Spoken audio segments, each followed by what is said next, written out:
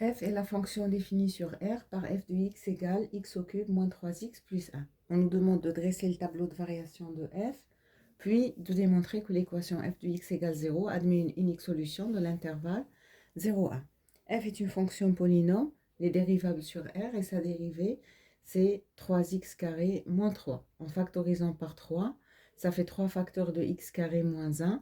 Ensuite, en factorisant x carré moins 1, f' de x égale 3 facteurs de x plus 1 facteur de x moins 1. Donc, pour étudier le signe de f' de x, les valeurs d'annulation, f' de x égale 0 pour x égale à moins 1 ou x égale à 1. Donc, on peut obtenir le signe de f' de x. C'est le signe de a à l'extérieur des racines, qui sont moins 1 et 1. Donc, sur moins l'infini moins 1, f' de x est positif. Sur 1 plus l'infini, il est également positif. Et entre les deux racines, entre moins 1 et 1, il est négatif.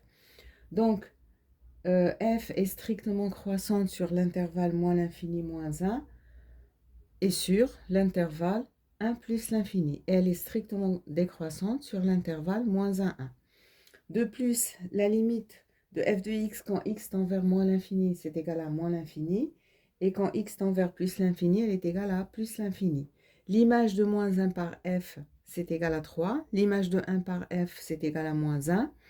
Et l'image de 0 par f est égale à 1. Alors, pour répondre à la deuxième question, f est une fonction qui est continue, fonction polynôme. Elle est continue et strictement décroissante sur l'intervalle moins 1, 1, et en particulier sur l'intervalle 0, 1.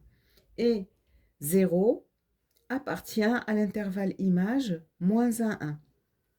Donc, d'après le théorème des valeurs intermédiaires, l'équation f de x égale 0 admet une unique solution dans l'intervalle 0, 1. Et l'exercice est terminé.